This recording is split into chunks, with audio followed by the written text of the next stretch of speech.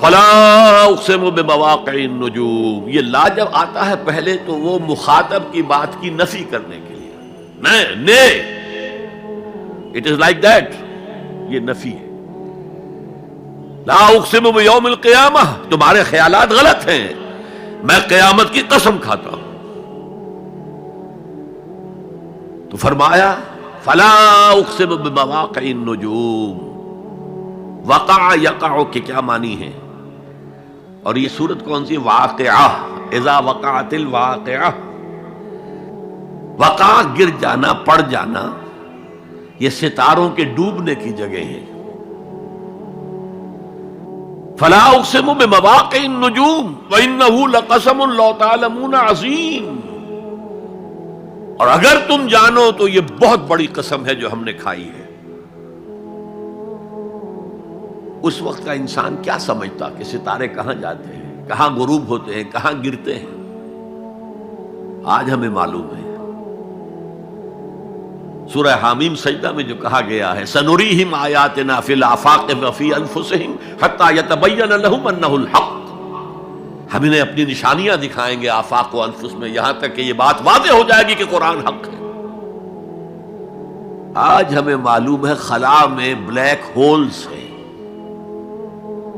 اور یہ black holes بڑے بڑے ستاروں کے پچکنے سے، پچک جانے سے پیدا ہوئے، اور جب وہ بڑے ستارے پچکتے ہیں، جو خلا پیدا ہوتا ہے، ویکیوم، اس میں بڑی طاقت ہوتی ہے، اس کے پاس سے کوئی سیارہ، کوئی ستارہ گزر جائے اسے کھینچ لیتا ہے قبر کے اندر۔ یہ بلیک ہولز کا تصور، اسی لیے اللہ نے اس وقت کے لوگوں کے لیے کیا کہا؟ فلا اقسم بمواقع النجوم وانہ لقسم لو تعلمون عظیم، انہ لقرآن کریم، یہ بہت باعزت قرآن ہے، فی کتاب مکنون،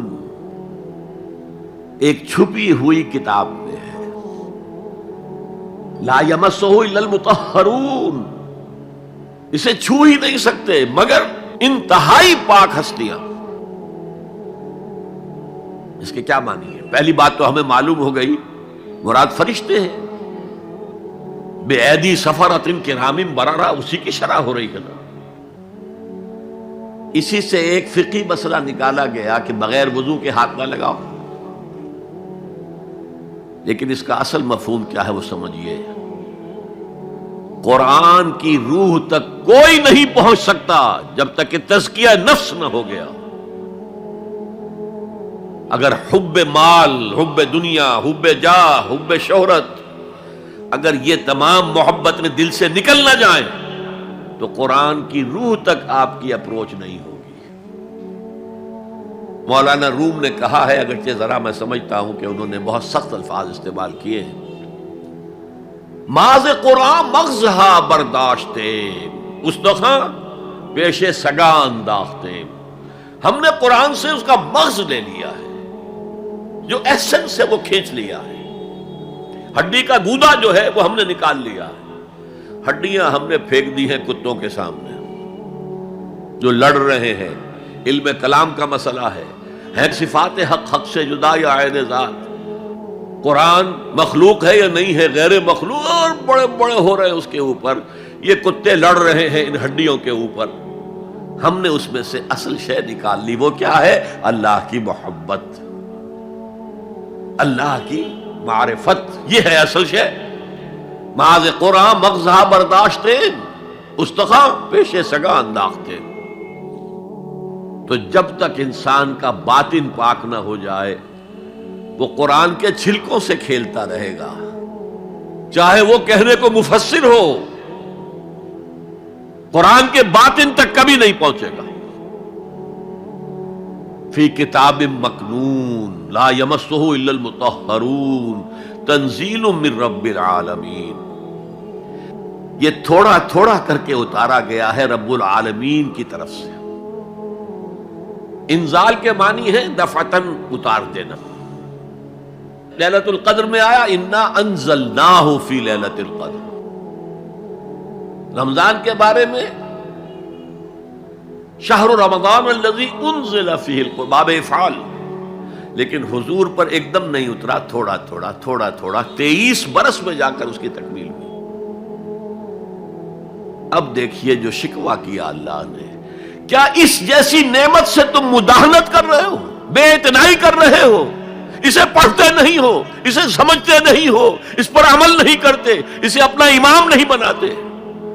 تمہارا طرز عمل یہ ہے، بلکہ تم نے اپنا نصیب یہ بنا لیا ہے کہ تم اسے جھٹلا رہے ہو۔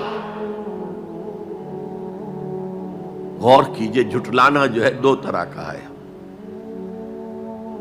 ایک ہے زبان سے کہنا کہ یہ نہیں ہے، کوئی اللہ کا کلام نہیں ہے، یہ قرآن وغیرہ جھوٹ، سب اساطیر الاولین ہیں، یہ محمد نے گھڑ لیا ہے وغیرہ وغیرہ، جھٹلانا ہو گیا۔ ایک جھٹلانا ہے عمل سے جھٹلانا، مان تو لیا اللہ کا کلام ہے لیکن اس کی حرام کردہ شے کو اپنے لیے حلال کیا ہوا ہے۔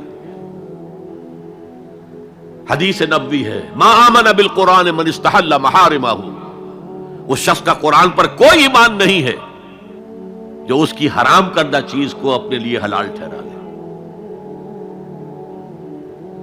اس اعتبار سے غور کیجئے، اور اس کی مثال بھی دی ہوئی ہے سورہ جمعہ میں، مثل الذین حملوا التوراۃ ثم لم يحملوها كمثل الحمار يحمل اسفارا بئس مثل القوم الذین کذبوا بآیات اللہ واللہ لا يهدی القوم الظالمین۔ مثال ان لوگوں کی جو حامل تورات بنائے گئے تھے اور پھر انہوں نے اس کی ذمہ داری کو ادا نہیں کیا، اسے قائم نہیں کیا، اس کے احکام پر عمل نہیں کیا۔ جیسے فرمایا ہے سورہ اعراف میں، قل یا اہل الکتاب، کہہ دیجئے اے نبی صلی اللہ علیہ وسلم، اے کتاب والو، لستم علی شیء حتی تقیموا التوراۃ والانجیل وما انزل الیکم من ربکم، تمہاری کوئی حیثیت ہماری نگاہ میں نہیں ہے، تمہارا منہ نہیں ہے کہ ہم سے دعا کرو جب تک کہ تم تورات اور انجیل کو اور جو کچھ نازل کیا گیا تمہاری طرف اسے قائم نہیں کرتے۔ آج اللہ ہماری دعائیں نہیں سنتا، 30 لاکھ جا کر حج کرتے ہیں، دنیا کے حالات میں کوئی ذرہ برابر فرق آتا ہے؟ اول تو حرام کی کمائی سے حج ہو رہا ہے، تو حج ہے ہی نہیں سرے سے۔ جو کچھ کرتے گئے تھے سودی کاروبار وہی آ کر دوبارہ شروع کر دیا، سرکاری ملازم تو جو رشوت پہلے لے رہے تھے اس کے بعد آ کر شروع کر دیا۔ یہ کیا ہے؟ یہ تکذیب بالعمل ہے، جھٹلانا ہے۔ تم نے اپنا نصیب یہ بنا لیا ہے کہ تم قرآن کو جھٹلا رہے ہو، جیسے کہ انہوں نے جھٹلایا تھا۔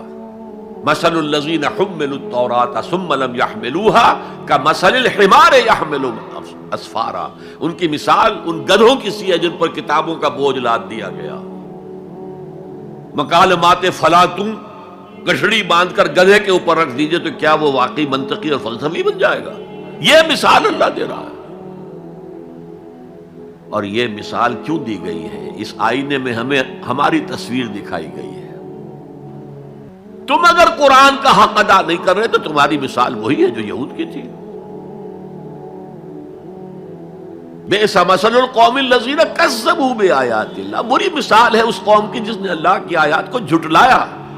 تو زبان سے تو یہودیوں نے کبھی نہیں جھٹلایا تورات کو، عمل سے جھٹلایا ہے۔ یہ وہ 5 مقامات ہیں جن میں اللہ تعالیٰ نے خود اپنے کلام کی ثنا بیان کی ہے، تعریف کی ہے، اس کی عظمت کو بیان کیا۔